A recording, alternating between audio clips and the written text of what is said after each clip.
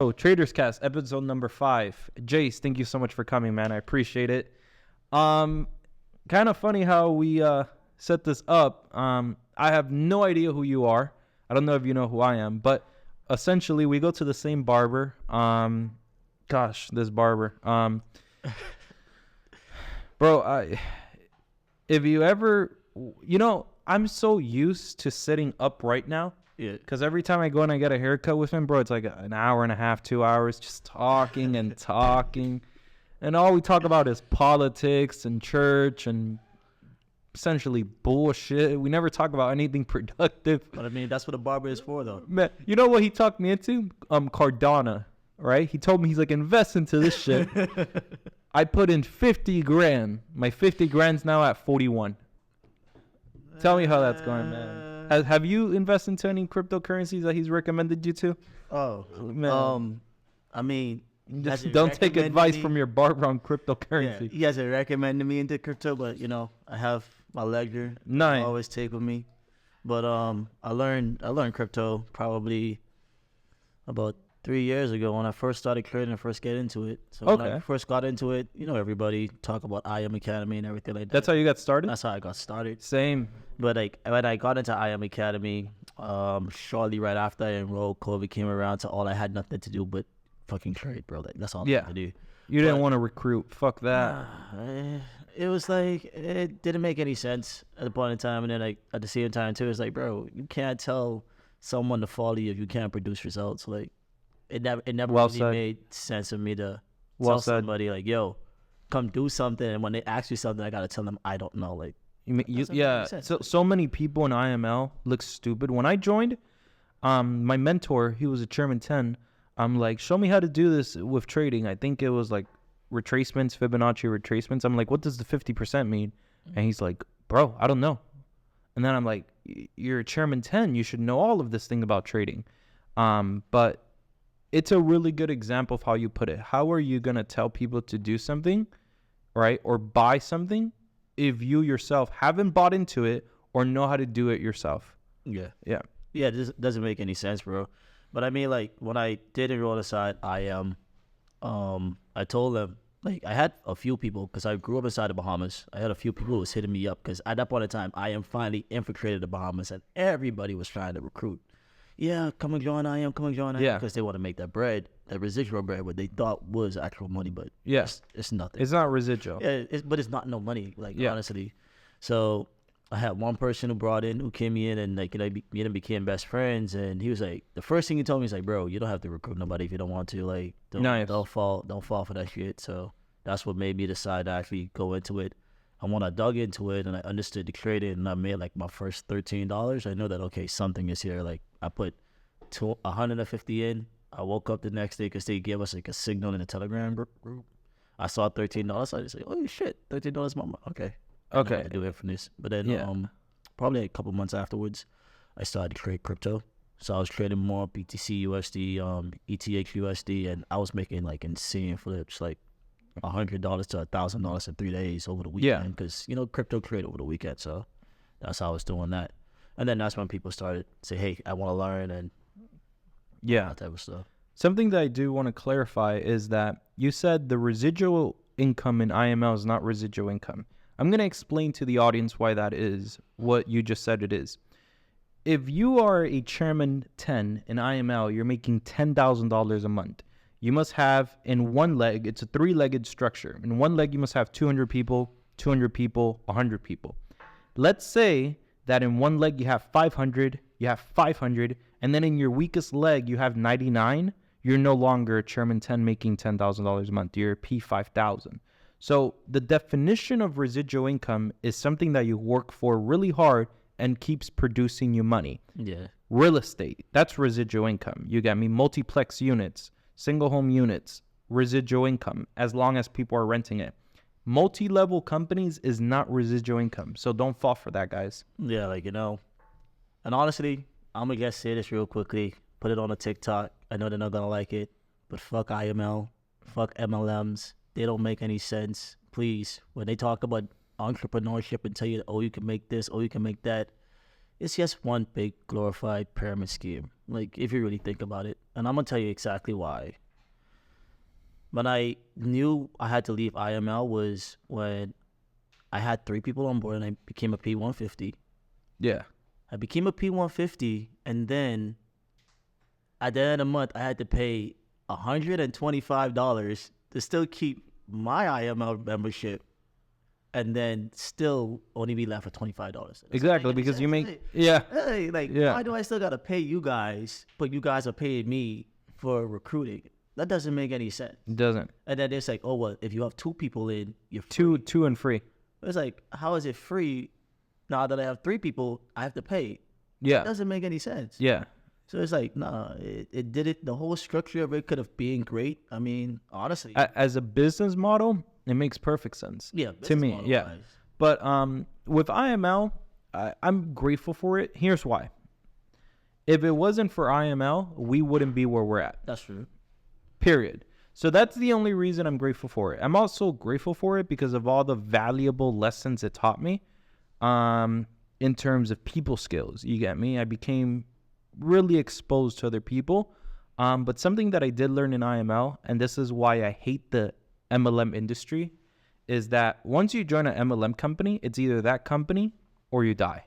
It's not that company in real estate. It's not that company in this company and this company and this company. Yeah. It's that company, or It's like yeah. yo, if you're not choosing IML, it's like, yo, I see family members literally like disrupted because they like, friendships and like friendships, yeah. like, yo, you don't want to join IM, you don't want to learn how to create, Yeah. you don't want to become a 6-figure earner and make this and that. I'm like, yo, it's really not that serious. But then again, I mean, you look inside today's society and today's culture, you can see like right now it's crickets when it comes to IM or comes to, I would say, most MLMs in the U.S. like in the US, because here's IML in UK, Latin America, Canada, Brazil, other parts of the world. Bro, it's fucking loud. It's loud, the attention and the system they're creating. Inside the US, played off. It's crickets. well, the thing is that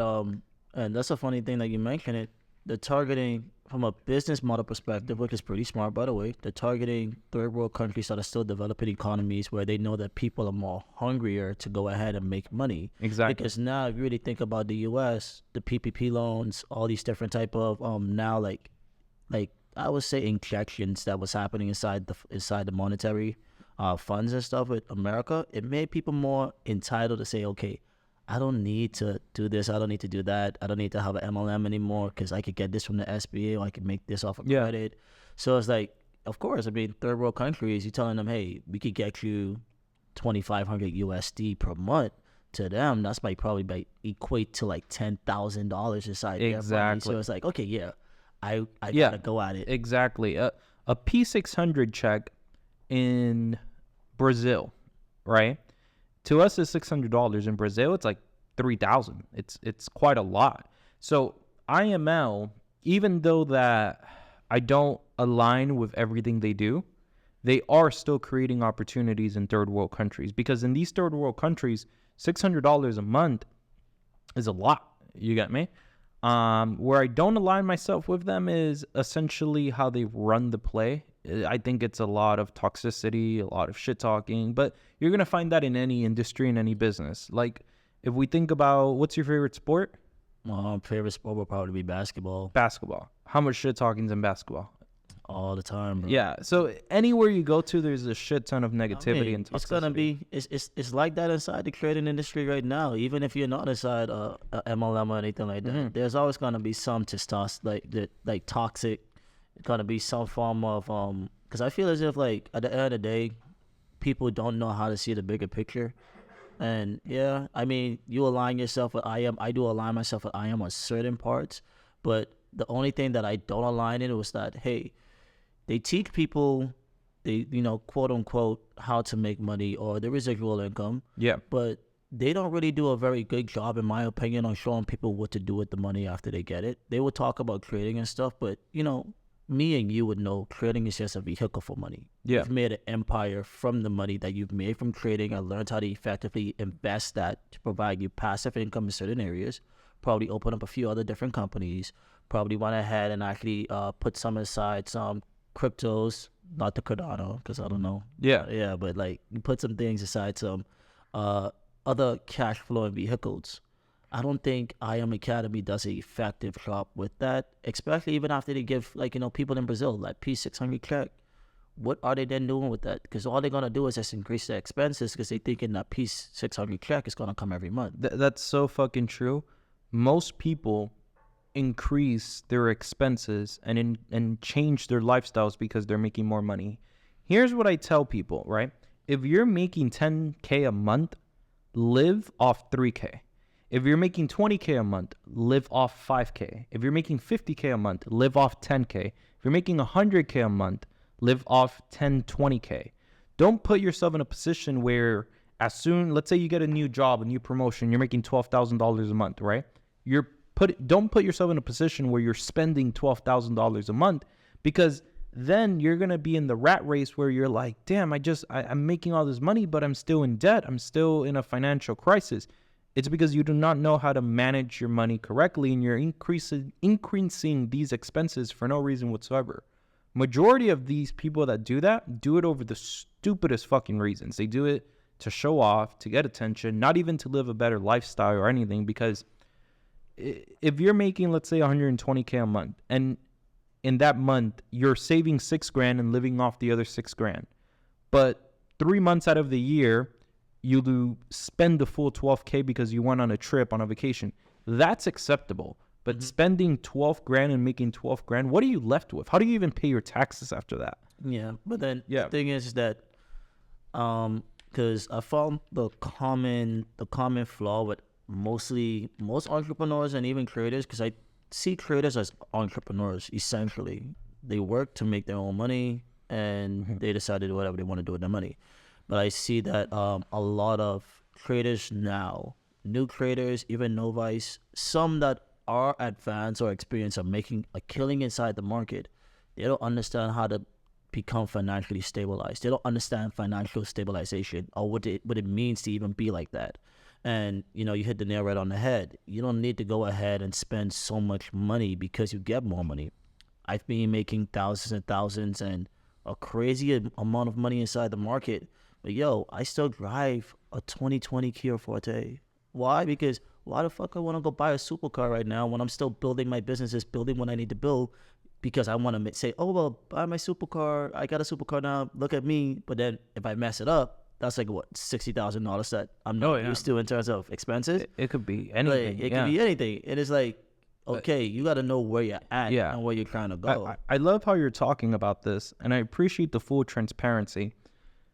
I have he's not a friend. Here's why. I could count my friends in my hand. I have 1,000+ acquaintances. Yeah. Friend is a very powerful word, so he's an acquaintance. He just made like 30K, 20K selling signals and selling one-on-ones, right? And then he tells me, he tells our other friend, or acquaintance, I rather say, I'm going to buy a new Rolls Royce. I'm like, what the fuck are you doing? You just made 30K a month, right? Because of these one-on-ones and these signals. And you think you feel entitled to buying a $300,000, $200,000 car? Like, bro, that 30K, unless you're making 30K consistently every single month, you cannot afford the car. And here's what I mean by you cannot afford the car. Yeah, maybe you could go out and finance it and lease it and put yourself in a shitty interest rate deal, right? But what's the point of doing that when you could keep the nice car you have right now? He has a Tesla. It's a nice car. You got me? Keep the nice car you have and then see if over the next 3 months, 6 months, he continues to make the 30K or more. Yeah, but see, that's the problem. Where it's like, people get that one big win, and now they think, oh, because I get that one big win, I can always hit this. Yeah. And now I want to go ahead and do this and buy this. Yeah. And that, in its sense, is not the most wisest thing to do. Not. Because it's like... And also, here's another big one. He thinks that because if he has the Rolls Royce, he'll get more attention and more sales and this and that. Here's the funniest thing. I have 5 cars, right? Mm-hmm. And I don't sell signals. I don't sell anything. You get me? These 5 cars has not gotten me any attention. My mentor, he's like, bro, fuck your cars. What got you the attention you have now is you sitting in front of the camera and giving people free information, free value, and really helping them. He's like, the cars, bro, you know, who gives a fuck about what you drive nowadays? People have it twisted. Yeah. No, you know, like they think the cars is gonna go ahead and have people buy their cars or get into a signal and stuff, and it's not the situation. Like, you know, even like for instance, right, and do a news flash. Today, like I said, I drive a 2020 Kia Forte, and you know, my girl has a Dodge Challenger, right? You know, her one is already paid off or so. I have a Kia Forte, and I guess close a $17,000, you know, $70,000 mentorship because someone wants to learn from me. I'm driving a Kia Forte. Yeah. I don't need to be inside a McLaren or a Rolls Royce and all that type of stuff, because at the end of the day, it's not about what you actually own. It's about what you actually can provide for the other person. And that's one thing that I tell a lot of people who are actually looking for mentorship from anybody, even if they come to me. Really good way of putting it together. Yeah, like, go ahead and actually see what they have actually produced inside the person that they either mentored. Find that person and see what that so-called mentor did. That's a good fucking way of putting it. Everyone who is looking at this right now, don't buy my services or buy into me because of the cars I have. Rather, buy into me because of all the free information that you could go and see and valid for yourself to see, like, hey, you know what? I want to learn from this guy. Not because of the cars, but because he has credited, valid information. I think that is so big because when I think about huge traders in the industry, right? They all have the nice cars. You got me? They all have the nice lifestyles. How many success stories do they have? How many people can you say came from A and are actually successful now that are not selling signals, EAs, or any of this other bullshit? In my opinion, someone that A taught and B is now successful because he only trades. I can't, bro. It's hard to name one. I mean, it is hard to actually name one. I mean, I do have, like, for instance, even I myself, I have my own e-learning platform. Yeah. E-learning platform. E as in e-commerce? No, electronic, like digital learning platform. Okay, electronic yeah. My platform, bad. not e-commerce, right? So basically, my background, I have not told much people out because you get more of a scoop. I learned marketing and programming. I have a bachelor's in marketing. I learned programming and coding. So I actually built. What languages do you know at the moment? C++. C++. Okay. Yeah. So, and also, you know, regular JavaScript for like WordPress and regular coding, like, nothing crazy. But I decided to say, you know what? I wanted something a little bit different.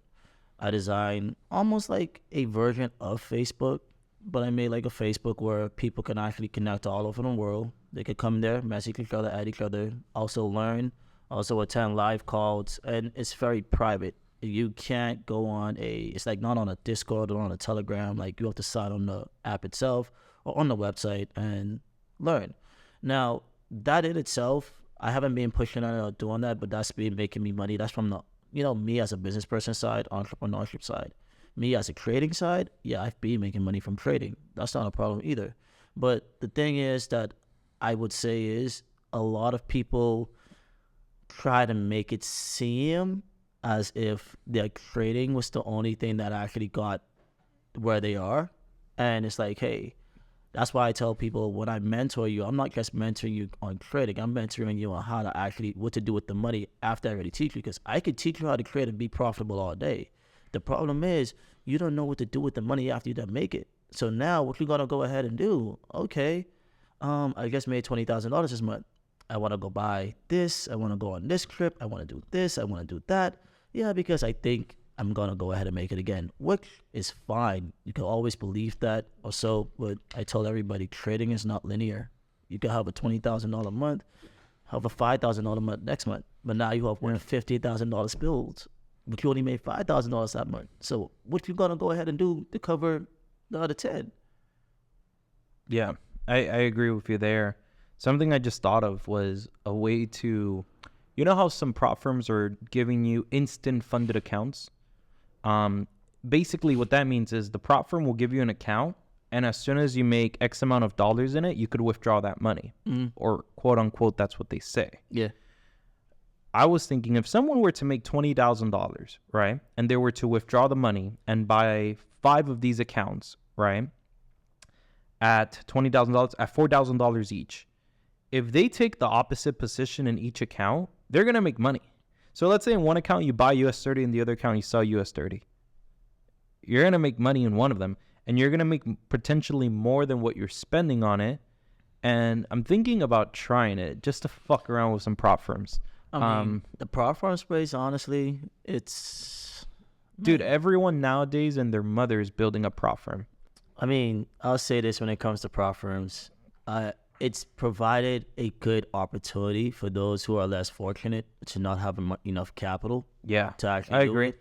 However, they make prop firms, and even some of the gurus out there, they almost make it seem like it's a easy lottery ticket type of thing. Yeah. Like, yo, you buy your prop firm, you trade on here, and if you hit your 10,000, hey, you hit the lottery or whatever, and all that type of situation. I don't think that everyone should have a prop firm, and here's why. If Joe from the hood opened up his prop firm and you just made on the prop firm $100K, and he has not gotten $100K worth of sales, how is Joe from the hood supposed to pay you? That's why I don't think everyone should have a prop firm. I think only select individuals that have massive reserve funds like FTMO, those big fucking prop firms should allow these services, not Joe Schrom and, So you get what I mean? Yeah, I get what you mean. And when it comes to the prop firm space, a lot of people are now white labeling their prop firms and stuff, and they'll actually just go ahead and use the liquidity. I hate that. They'll use the liquidity provider for the prop and the broker to actually see if they could get, make money from there. Because, you'll have the sales or so, and they'll give you like a lesser amount. They keep more, but I mean... Even with the liquidity provider side, it's kind of difficult. Here's why. Let's say a prop firm, you have a $200K account. Yeah. Your maximum loss, right, is $20,000. Let's say that the prop firm put you with a liquidity provider and you're being A-booked, right? From there, if you make $20,000, the liquidity provider pays the prop firm pays you.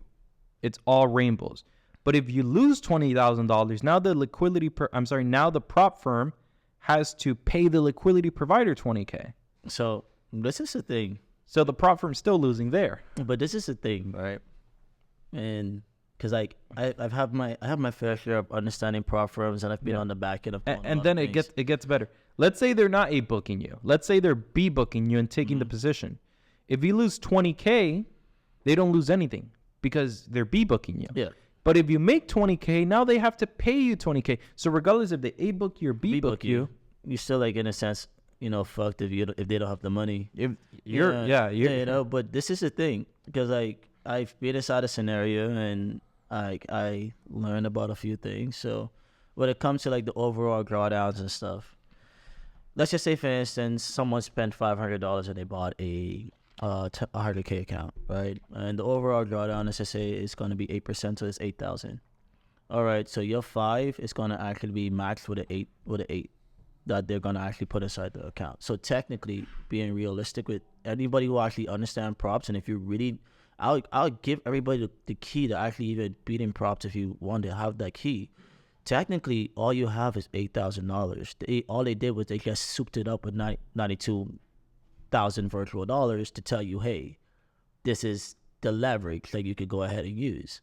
A lot of people, when they look at 100,000, they thinking, oh, I could put in these positions and I could do this and I could these do high that. lot sizes. These high lot sizes and stuff like that. And it's technically like, yo, honestly, if you was to really think of your account of, let's just say per day, you only can use 5% of 100,000.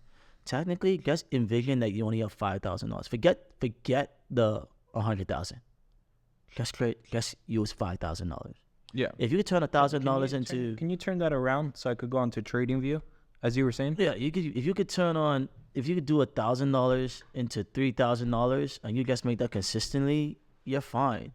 Now, the problem is that, okay, do you actually have the money, do the prop actually have the money to go ahead and provide that for you, especially when you have made an insane amount? Like, I've seen people who actually probably had $100K and they made like probably $40,000-$50,000 on that $100K, And it's like after they done already did that shit, yeah, their account got clipped the next after the payout. Oh yeah. Yeah. No, It's like, bro, no shocker. like, yo, you whatsoever. cost us. Yeah, no. If you cost them money, they're gonna shut down your account 1,000,000%. Yeah. But here, let me make the words big so I can see them myself, and then put them in black as well. But with what you're saying, essentially, if you have $100,000, right? Virtual, because now they call it virtual. You have $100,000, and you could only risk per day 5,000. 5,000. Right? That means that in reality, you only have $5,000 to really trade with. So why do people put such ridiculous lot sizes on a $5,000 account? Even though the account's $100,000, why do they only put 5,000? Because honestly, it's the number game. But then they also now, like, think about it. If you look at the marketing of prop firms now, and you look at how many prop firms are popping up, it's just like a sports book for traders. Like, literally, think about it. Yo, you put $20 on the game that Miami Heat is gonna win. How much money you gonna make? You're gonna make what? $50 from that $20 bet or whatever. So it's like, okay, cool. How do we make it more addictive, enticing for the consumer to go ahead and actually go ahead and purchase and get inside here? Since NBA is your favorite sport, holy fuck, the Heat are losing right now. Bad. They are. God damn. Okay, I just wanted to go to Google here. I don't care about that. Yeah, okay, so 113 the Boston Celtics, and then 90 Miami. Yo, last year during the semifinals, me and my videographer went to some of the games, and then bro, the Boston Celtics, like, there was this one guy. What was his name, Chris? The one guy that everyone kept booing. Tell who? Jason Tatum. Bro, it was crazy. Everyone just kept booing this guy bad. But nobody thought that the Heat will do so well against the Celtics as well as the Heat did. I think we had like a 3% win rate or whatever it's called. I don't know how to describe it. But it was like 97% of people thought that the Celtics were going to just wipe out the Heat. And then only 3% thought that the Heat were going to win. And then the Heat just came out and fucked them up during the semifinals. Yeah, like, I mean, from the stats and everything. From the stats, the Heat were going to lose. Yeah. All rookie players. From the stats, Heat were going, that's why they did it like that. He was just going to lose. But again, the underdogs came through. No, but it's, you got to look at it, right? It's who is the person behind the strings. Think about it, right? Sports betting world. Billions of dollars. Billions. I'm talking billions. Easily, billion. Right? Go to YouTube real quick, by the way. Everybody's putting their money on Celtics to win the semifinals. Fuck the Celtics. Who you think is actually winning? Who you think is actually gaining off of that loss? Oh, everyone. All the sports bettors. All the owners. All the owners, the bookers. Yeah. So at the end of the day, you're gonna see they may not talk about it or say it, blatantly, but you have some games that are actually already scripted, done to play out the way it needs to be played out. This is every sports bettor. Oh, Jesus, why do we have to watch an ad? Can we hear this? Billions and billions and billions. But no, and that's billions. Yeah, but that's how when I moved, because I only been here for 2 years. When I moved here back in 2022, I moved to Atlanta. Before I moved to Atlanta, I had this guy who actually was doing sports betting, and I hired him to be my handicapper. So I opened up a sports betting site. By a sports betting handicap site to give people picks and everything like that. People were hitting, making money, whatever and all that. By the way, I have no idea what you're talking about. Picks, side. So basically, is he your right-hand man? Does he go and fuck people up for you? I have no idea what this means. I don't know anything about sports betting. I might have Chris for that, Chris may be able to do that. Chris, man. Can we show a picture of who Chris is? but Let's bring up basically, what it was, it's just similar to how we give like people would give signals out for trading. We give signals out for sports. Okay, Like okay. who will win the game, the props, whatever, and all that. like which player is gonna win, which game's team gonna is win. going to Okay, win, this makes and sense. that, so we are sports betting handicappers. Yeah. Do you know someone? So sorry to interrupt. Do you know someone named Goat Vic? Yeah. It was like 3-4 years ago. I saw him get into that, and bro, the guy's just fucking huge now with sports betting. He learned sports betting. Look, this is Chris. Yeah. Who the fuck does that guy think he is? Look at this. Look at this. Look at this.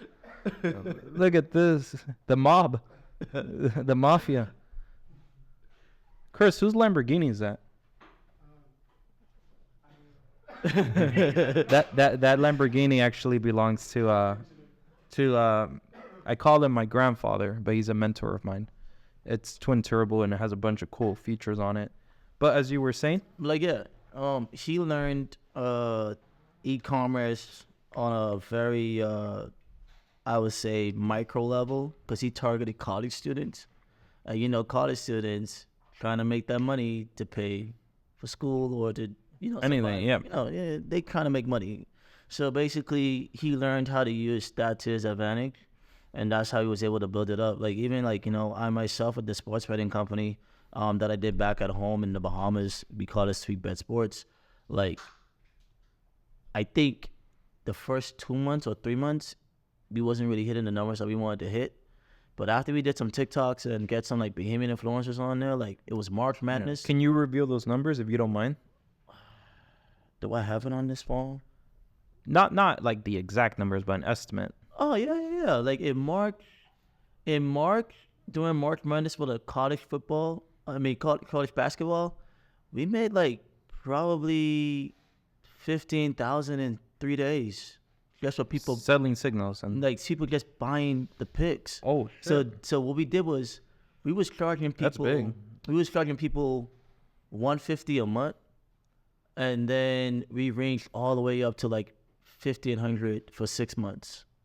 So we got people who was buying 6 months packages, and we was offering multiple sports. Wait, whoa, the math here. People, 6 months is 1,500, and 1 month is 1,500. No, 150, 150. 150. So 150 times 10 is 1,500. Why would they pick the 6 month one? That's the thing. We had it as a numbers game. The numbers and like honestly, I did that because 6 months, 150 is like But I did that at that point in time. You know what this reminds me of? 3 watermelons for $3, or you could buy 2 for $3. Yeah, right. But this is the thing. At that point in time, I was very. How many people bought that 6 month package? Like 3. I'm glad there wasn't that many. Retards. Yeah, we had 3. And the thing is that the way that I had it set up, the numbers, I had to crunch the numbers and work the numbers better, because like I just started off and I was learning, but I worked the numbers better. But like the 1,500 wasn't just for the 6 months; it was also like one-on-one calls and helping them learn how to sports bet and stuff like that. So I had the handicapper teaching them how to like read the spreads and all that type of stuff. So it was more of like a concierge for sports betting, and that's why they end up paying for that. But like honestly, after I did that, I ended up closing that down. And the main reason why I closed that down and I could have kept it, because people was like, yo, if you made $10,000 in a month, why you guys didn't keep it? It's always hard to find good business, like people who are actually loyal and actually able to do good business. And that's one of the things where it's like, it's not a matter of money, it's a matter of ethics and you going by a certain code of principles. Yeah, that reminds me of my first partnership. I was 18 years old with these 2 other 18-year-old individuals. If they would have stuck by my side, right now they would have been making 6 figures a month, not a year, a month. And they got greedy. So we opened up a Telegram channel. I was 18 years old at the time, and we're making like $20K a month, right? and I own 50% of the channel. They own the other 25. And essentially, they never did anything. Like, they never sent signals. They never did educational calls. What they did was one would work on the website a little bit because we had a website, and then the other guy would do social media, right? But it's so easy to do those things. One post per day, and that's it. You're done. And then the other guy would work on the website where once we build the website, there was nothing ever to do on the website. Yeah. So they're like, oh, we want 33% each and we should all be equal partners. And I'm like, why would I give you all equal partnership when I'm the one putting in all the hard labor, all the work? So they decided to leave me and build their own shit, right? When they left me, I had to figure out how to work a website, how to do SEO, how to do social media management. And my business went from me making 20K with them to me making 60K by myself. And then when they see me making 60K, they're like, oh, you owe us this amount because we did this for you. I'm like, yeah. I'm like, It's yo, always- I'm like, yeah, hey, like here, that. if you're looking at this video, and you two individuals know who you are, fuck you, man. Yo, I'm the, dude, I say it how it is, you get me? And the funny fact is that it was two of my old friends. Yeah. You get me? I considered these people friends. There was a third person involved. The third person wasn't involved financially or anything. No gain, nothing. He was just a friend of all of us. And he's like, bro, when are we going to do something? And then I'm like, when I have a big enough idea, I'm going to include you in it. And I had that big idea 2 years ago. And I included him in the idea.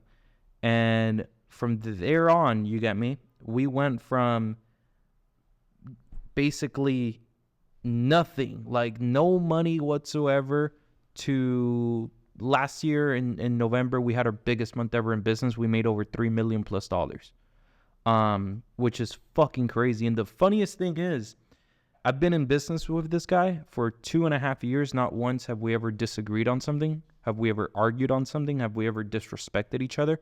And it's so hard to find a relationship, a business partnership like that. Bro. Me and my other partners, you get me? Because I have multiple partners in multiple different scenes. None of my partnerships I've had to have a disrespectful conversation, nothing negative. You get me? And most of the people that I do business with, man, they're older people. They have kids. They're 40 plus years old, 30 plus years old. They're not with this Instagram bullshit. They're not with the showing off bullshit because, bro, they wear fucking Hey Dudes. Do you know what that is? Do you know what that shoe brand is? I don't know what the shoe brand is, but The stupidest fucking shoe ever. he knows who he knows who he knows who Hey Dudes is. This It's a funny brand, but I can't talk. I wear the same things every. Nah, it's This is and Hey that's, Dudes. that's completely fine, bro. Yo, That's completely fine. I say it just because I know it's gonna take him off. But- Bro, this guy. He's one of my mentors. Mm. He wears he has a Tiffany & Co. Patek. It's a $2-3 million watch, and he wears Hey Dudes. But this is the thing. Right? This is what. But he likes them, so Bro. hey, dude. But that's what I absolutely love. Yeah. That's what I absolutely love, though, Yeah. because like I could see that in a sense, I don't know you personally, but just hearing your story a little bit, like how you related to me, I could say that we had a little bit of similar crosses of dealing with business, because most of my business was with people that were older than me and people who are, in a sense, understand the term wealth and not rich. Because a lot of people now inside society, they want to be rich. Rich is a loud thing. When you're wealthy, you can walk inside a room and have a calm presence because you actually know that you can change the circumstances inside the room. Like, for instance, I had lunch with, I actually had dinner with Luke Belmore like 3 weeks ago, right? With who? Luke Belmore. Luke Benmore. Who's that? No idea. Dude that owns Capital Club. You could pull him up on the screen, Yeah. real quick. Go ahead, as you were saying. So like, I had dinner with them the other day, and it like they all like are around our age, and they're closing Type like it in yourself. Yeah. Luke Belmar. They're literally pulling in. Bro, I'm so sorry. The reason I'm asking him to type it in because I don't know how to write the last name. Oh, Yo, B-E-L-M-A-R. I'm not. Here you go. I'm not good with, I can't even see bro. it. I'm not good with spelling. Just type it in. Freaking, one of my partners, he's like, Lewis, how the fuck do you have the money you have? You don't know how to spell a sentence correctly. And yo, the reason I asked him to type it in is because I didn't know how to type it in. But I'm not good with spelling. I'm good with numbers. Fuck yeah. Okay, awesome. Right. So what does he do, by the way? So he actually does. Well, he started off in drop shipping. Okay, drop He shipping. did drop shipping at the beginning, and then after that, he went into Yo, don't crypto. laugh at me. He went to crypto. Yeah. So he was the one that actually, when they had all those altcoins and Binance had that pancake swap initiation like 2 years ago, he's the one that actually discovered pancake swap. Not like created it, but he discovered like the potential of it and made a good amount of millions of dollars from the dropshipping money in terms of the crypto space. And now he does a few work inside Web 3.0. Web 3.0, yeah. Yeah, crypto and a couple other e-commerce. So like the reason why, I talked about wealth and riches is that a lot of, like, you could duplicate riches, bro. Like, you could duplicate someone to become rich, but to get inside a room and to actually duplicate being wealthy is a hard fucking thing, bro. Like, that is hard as hell. It's not easily duplicatable. And that's why you said that, okay, you needed a mentor. Your mentor understood the principle of wealth. They understood that, okay, they don't have to talk about what all they own, what all they have, or whatever, because they don't know who they're going to be in front of, who they're talking to, and they don't know all the pieces on the chessboard. The prime example, the guy that you said that wears the Hey Dudes or whatever you talk about. Okay, he wears Hey Dudes, right? His outfit is probably maybe $20, $25, right? Looking very cheap, like a bum or whatever. Maybe, I don't know. Hey, he said it, not me. Don't pull up on me. I'm just making an example here. I know you might be watching, but hey, don't pull up on me. But like you said, he has a $2 million, $3 million watch on. He goes inside something. Yeah, he collects them. Yeah, someone noticed just his watch. They're not watching his. No, they notice what's on that man's head. He might think it's fake after wearing. Hey, dude, but it's real. It's real. It's a real watch. Like, yeah. Someone might think it's fake, but to the right person, they'll know. They don't know, and they'll be like, okay, I need to know what the hell this guy does. Yeah, because he got a $3 million watch. Exactly. I need to actually do some business with him, and that's the power of wealth. That's the power of being silent. A lot of people want to have attention. A lot of people want to be known. Y'all want to be known for being fucking rich. I want to be known for being fucking wealthy. I want to be known for, like, when I come someplace, I could go to, I want to talk to the prime minister. I want to talk to this person. I want to talk to that person because of the avenues. With being known now, I kind of have a different mindset towards it. So a lot of people know the cars I have because of my Instagram. Mm-hmm. So I've seen a lot of people out in the highway. They're taking videos. They're saying hi to me. I'm like, I don't know who the fuck this person is. So regardless of that, I'm gonna buy myself a car that makes me fit into everyday public.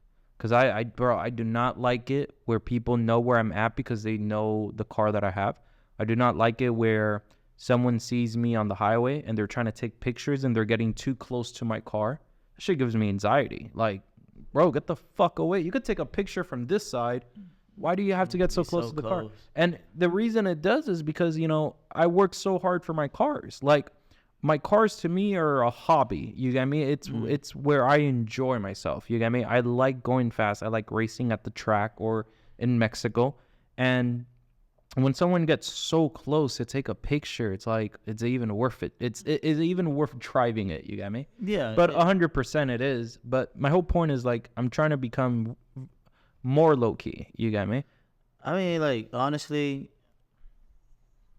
And something you said about wealth. My mentor told me this. He said, tip like a rich person. Yeah. It's gonna get you so further ahead. We went to where was it? I think either Dirty Steakhouse or something like that. Up in, I don't know if it was in Brickell or somewhere. French Steakhouse. Frank's Steakhouse or something like that. Yeah. Right? We went there. I ended up pulling up late because I was wearing shorts and they don't like you wear shorts. Yeah. So like, for me, I'm like, yo, and for me, like when I get an opportunity, I'm inside a room. I don't like to squander on an opportunity. So I was like, you know what? Okay, I gotta think fast. It was like really 9 o'clock or 10 o'clock. Marshalls doesn't close until 11. There's a Marshalls right around the block. Yeah. So Man, yo, let me go to Marshalls, buy a long pants, put this on. Let's go ahead to dinner. So we went to dinner. Like, bro, that experience was something that I thought I was inside a mafia. In a round table. Luke already ordered all the food that is already being ordered. I already tipped everybody that needs to be tipped. The one talking to us, the one like, yo, we get food there and everything like that. That's what and I it's do. like, like, and every time you go back there now, you've made an impression. Even if you don't want to spend a lot of money or whatever, the mere fact that they know that you, he needs to go ahead and sit over there because that's where he normally sits. You get a different type of preference. Oh, 100%. Something I do is whenever I go to a restaurant, I remember the waiter's name. I remember the hostess name. I remember everything, and I establish that relationship with them. Like right now, if all of us want to go to Poppy Steak, I'll call up my guy. He'll have a table. It doesn't matter if it's a Saturday night, he'll have a table for us. If I want to go to Komodo, if I want to go anywhere, right, that I've been to and I've had these relationships, I call up these people and they have it already for me. All it takes is you building a relationship with a waiter or whoever works there, having a good conversation with them, because so many people, when a waiter doesn't treat them how they think they're supposed to be treated, are like, oh, that's a shitty waiter. Well, you don't know what that waiter's been through that day. You don't know what problems they have outside. You get me? And I'll say that, like, to people like them, they are the unsung heroes. Not just talking about waiters, people that actually work and make the world go around. Yeah, you don't know what all they going through. But if you're inside a position to actually make their day a little bit more better, go ahead and make their day better. Exactly. Because like you never know. To me, I always think that there's a rippling effect inside the universe. Yeah. How you treat somebody or how you do something for somebody is going to now go ahead and affect that person and that the laws of the universe. It's going to, affect. So it's like you should like go ahead and take that time and effort out. But one thing that I actually learned, and I also learned from my mentors too, because I have a mentor, I call him like my brother now. He made his millions inside import-export. So he's also been a programmer, and he also did programming in for license. He was like doing licensing for, like, in the Bahamas we call it number houses.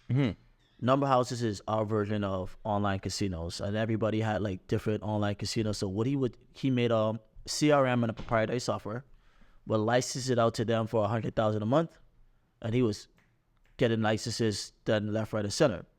He went to import-export, did what he had to do inside import-export, made a couple million. And one thing that I learned from him was when you're doing business, you're going to have a better sense of respect on how well connected you are and also how you can actually provide a solution. Absolutely. You make, like, to anybody who wants to learn how to make money in this world, all you have to do is provide a fucking solution. Yeah. To a fucking problem. That's it. Yeah. That's one of the biggest things I tell people all the time. If you are in a position where you are tired of where you're at, find a problem in this world and go figure out a solution and sell that solution, and you're going to make money. I don't know how much money you'll make. You could make 4 figures a month, 5, 6, 7, 8. It all is upon the solution you find and how you market it and how you sell it.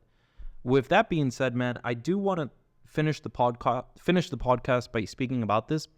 Life is so simple. The laws of the universe are as simple as ABC.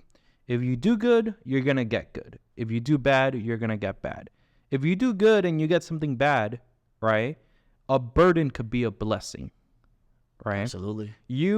Let's say you wake up and you have a flat tire and you can't make it to work. Maybe that could have avoided you getting into a bigger accident. You waking up and something dramatic happens, maybe that could have avoided something even more dramatic from happening. So look at the bright side and everything. If you wake up today and you have lower back pain, be grateful that you're not in a wheelchair. If you wake up today and you could do things that most people can't, be fucking grateful. With that being said, man, thank you so much for coming on. Appreciate you, bro. Yeah.